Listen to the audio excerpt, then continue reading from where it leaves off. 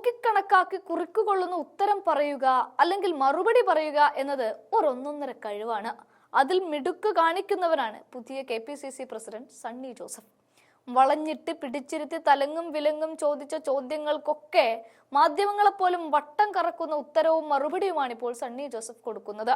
തെരഞ്ഞെടുപ്പ് പ്രഖ്യാപനം വന്ന ഉടനെ തന്നെ 1 മിനിറ്റ് വ്യത്യാസമില്ലാതെ നിലമ്പൂരിന്റെ പൾസ് മനസ്സിലാക്കി ഷാഫി പറമ്പിലിനെ കളത്തിലിറക്കി മാധ്യമങ്ങളുടെ വാ അടപ്പിക്കുകയാണ് സണ്ണി ജോസഫ് ആദ്യം ചെയ്തത്.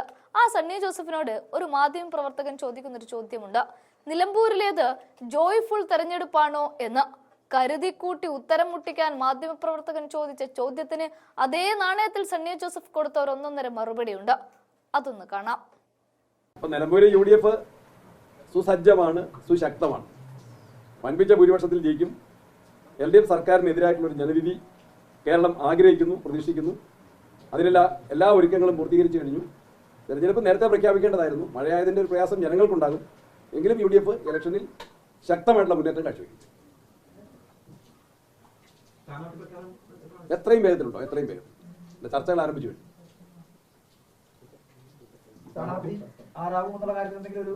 ആരാവുന്നുള്ള മുൻവിധിയോടെയല്ല, വളരെ തുറന്ന മനസ്സിൽ ചർച്ചകൾ ആരംഭിച്ചു.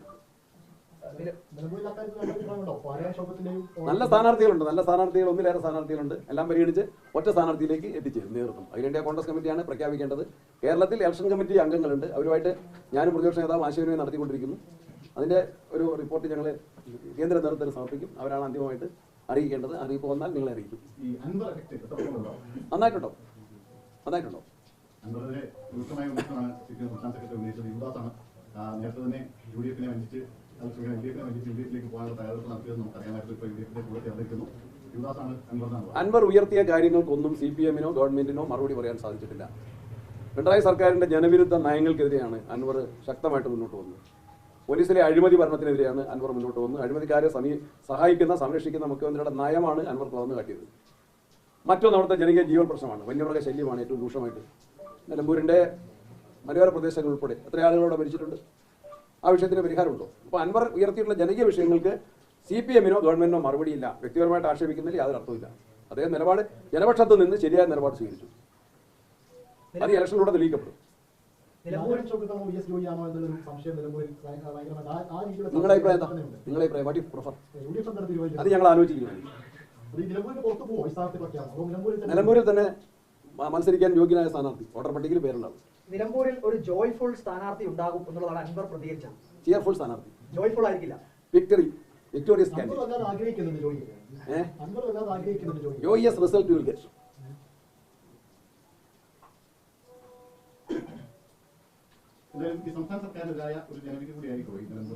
ഉറപ്പായിട്ടും ജനങ്ങൾ അതിനെ തയ്യാറെടുത്തു കഴിഞ്ഞു. നമ്മൾ കേരളത്തിൽ ഇതിനോടകം കണ്ട ബൈ ഇലക്ഷനുകൾ എന്താണ്?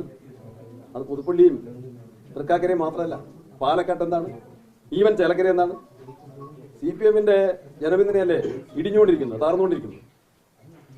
ഈ പാലക്കാടും തൃക്കാക്കരയും ഉൾപ്പെടെ വളരെ പെട്ടെന്ന് തെരഞ്ഞെടുപ്പ് പ്രഖ്യാപിച്ചാൽ തൊട്ടടുത്ത നിമിഷം തന്നെ ഇവിടെ സ്ഥാനാർത്ഥിയെ പ്രഖ്യാപിച്ചത്. അപ്പോൾ ഇനി എത്ര മണിക്കൂറുകൾ കാത്തിരിക്കേണ്ടി വരും UDF-ന്റെ സ്ഥാനാർത്ഥി അറിയാം? അധികം കാത്തിരിക്കേണ്ടി വരും. ഇന്നുണ്ടാവുമല്ലേ നാളെ ഉണ്ടാവും? എത്രയും നേരത്തെ അറ്റ് ഏർലിയസ്റ്റ്. എല്ലാവരും പല സ്ഥലത്തല്ലേ, തിരക്കിലല്ലേ, കാലാവസ്ഥാ പ്രശ്നങ്ങളുണ്ട്, പല പരിപാടികളുണ്ട്. ഞാൻ കേരളത്തിലായിരിക്കും. കണ്ണൂർ കേരളത്തിലല്ലേ. ഞാൻ ആവശ്യത്തിന് എവിടെയുണ്ടാവും. ഇന്നലെ ഞാൻ ഇടുക്കിയിൽ പോയിരുന്നു, കോട്ടയത്ത് പോയിരുന്നു, എറണാകുളത്ത് പോയിരുന്നു. ഇന്നിപ്പോൾ ഞാൻ കണ്ണൂരിലുണ്ട്. ഇനി ഞാൻ കോഴിക്കോടേക്ക് പോകും, രാത്രി എറണാകുളത്തേക്ക് പോകും. ഞാൻ കേരളത്തിലെ എൻ്റെ ചുമതല എല്ലാവരുടെയും സഹകരണത്തിന് കഴിയുന്നത്ര നന്നായിട്ട് നിർവഹിക്കാം. ആവശ്യത്തിന് മാത്രം, ഞാൻ മാത്രമല്ലോ. കേരളത്തിലെ കോൺഗ്രസ് നേതൃസമ്പന്നത. എന്നാൽ എൻ്റെ ഉത്തരവാദിത്തം കൂടുതലായിട്ട് ഞാൻ അതിലും ശ്രദ്ധ കേന്ദ്രീകരിക്കും. ഒന്നുമില്ല.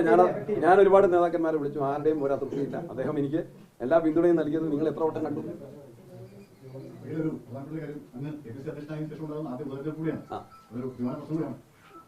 അതെ, അങ്ങനെ തന്നെ ഏറ്റെടുക്കുന്നു. പേടിക്കണ്ട.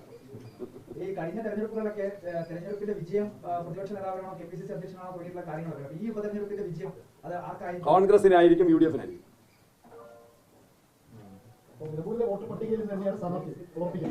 വോട്ടർ പട്ടികയിൽ എവിടെയെങ്കിലും കേരളത്തിൽ പേരുള്ള ആർക്കും മത്സരിക്കാന്നാണ് എന്റെ ധാരണ. ഞാൻ പേരാവൂർ മത്സരിക്കുമ്പോൾ പേരാവൂർ വോട്ടർ പട്ടികയിൽ എന്റെ പേരുണ്ടാക്കില്ല. നമുക്ക് നോക്കാം. Wait and see. വിജയം എന്തായാലും ഉറപ്പിച്ചു കഴിഞ്ഞു അല്ലെ? വൻപിച്ച ഭൂരിപക്ഷത്തിൽ വിജയം ഉറപ്പിച്ചു. പ്രധാനപ്പെട്ട വിഷയം സർക്കാരിന്റെ ജനവിരുദ്ധ സമീപനം, കർഷക വിരുദ്ധ സമീപനം, വന്യജീവി അക്രമം ഇവിടെയുള്ള കാര്യങ്ങൾ.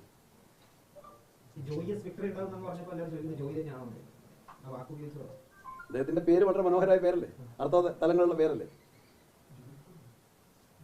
ആ പേരിനെന്താ അതുകൊണ്ടാണ് ഞാൻ പറഞ്ഞ ജോയിയസ് ആൻഡ് ചെയർഫുൾ.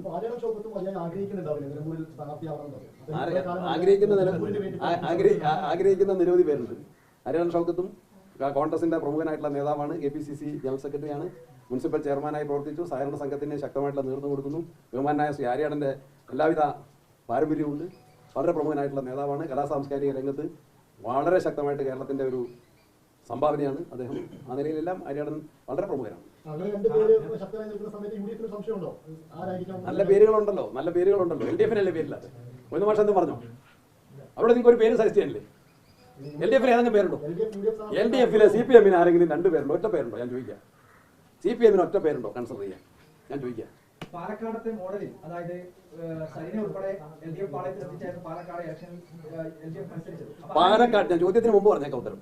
പാലക്കാട്ടിൽ നിന്നും തൃക്കാക്കരയിൽ നിന്നും പാഠം പഠിക്കാൻ CPM കഴിയേണ്ടതുണ്ട്. അല്ല, അത്തരത്തിലൊരു നീക്കം LDF നിന്ന് ഉണ്ടാവാൻ സാധ്യതയുണ്ട്.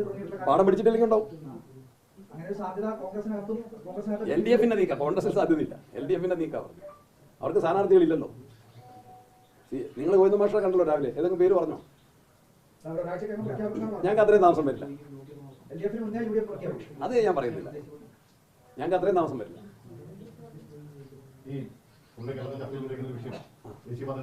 അതെ അതെ, ജനങ്ങൾ അതുകൂടി വിലയിരുത്തും, കൃത്യമായിട്ട് വിലയിരുത്തും. കാരണം സർക്കാരുകളുടെ തെറ്റായ അവകാശവാദമാണ്. ഇപ്പൊ മഴ തുടങ്ങിയിട്ടല്ലേ ഉള്ളൂ. ഒരു വലിയ ഒരു ഉരുൾപൊട്ടലോ അല്ലെങ്കിൽ ഒരു വെള്ളപ്പൊക്കോ ഒന്നും ഉണ്ടാകാതെ തന്നെ ഒരു സാധാരണ മഴയിൽ ഒരു സ്ഥലത്തല്ല ഈ ദേശീയപാത തകർന്നത്, ഒരു ജില്ലയിലല്ല, ഒരു ജില്ലയിൽ തന്നെ ഒരു സ്ഥലത്തല്ല, പല ജില്ലകളിൽ പല സ്ഥലത്താണ്. ആ തകർച്ചയുടെ ഒരു ഗൗരവ സ്വഭാവം എന്താണ്? ചെറിയൊരു വിള്ളലോ പൊട്ടലോ അല്ല, ഗുരുതരമായ തകർച്ചയാണ്. ഇത് നിർമ്മാണത്തിലെ വലിയ ഗുരുതരമായിട്ടുള്ള അപാകതയാണ്. ഇതിന്റെ പിന്നിൽ അഴിമതിയുണ്ട്. അന്വേഷണം ഇതിൽ ആവശ്യപ്പെടുകയാണ്. ഇരു സർക്കാരുകളും പ്രതിക്കൂട്ടിലാണ്. 2 ഭാഗം അവകാശപ്പെട്ടുകൊണ്ടിരുന്നത് എന്താണ്? മന്ത്രിമാരെന്താ പറഞ്ഞുകൊണ്ടിരുന്നത്? ഞങ്ങൾ എപ്പോഴും സൂപ്പർവൈസ് ചെയ്യുന്നു, ഞങ്ങൾ മേൽനോട്ടം നിർവഹിച്ചുകൊണ്ടിരിക്കുന്നു, ഞങ്ങളുടെ നിയന്ത്രണത്തിലാണ് എന്നാണ് 2 ഗവൺമെന്റുകളും അവകാശപ്പെട്ടുകൊണ്ടിരുന്നത്. ഇപ്പോൾ അവര് അതിന്റെ ഉത്തരവാദിത്തത്തിൽ നിന്ന് ഒഴിയാൻ ശ്രമിച്ചാൽ ജനങ്ങൾ അത് അംഗീകരിക്കും. അതുകൂടി ചർച്ച ചെയ്യും. എന്തിനാ നാളെ വരെ കാത്തിരിക്കുന്നത്? അറ്റ് ലിസ്റ്റ് അതെ, ആ കീഴ്വഴക്ക് അവിടെ നിൽക്കട്ടെ. അറ്റ് ലിസ്റ്റ്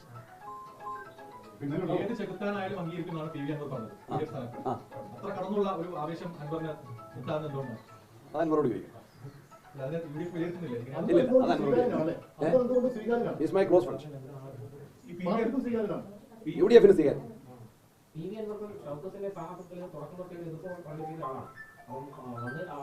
ഇല്ല, അത് തെറ്റാണ്. അൻവർ പറഞ്ഞിട്ടുണ്ട്, കോൺഗ്രസ് UDF ഏത് സ്ഥാനാർത്ഥിയെ പ്രഖ്യാപിച്ചാലും അതിന് ഞാൻ ആ സ്ഥാനാർത്ഥിയുടെ വിജയത്തിന് വേണ്ടി ഞാൻ ഫുൾ ടൈം ഉണ്ടാവും. അൻവർ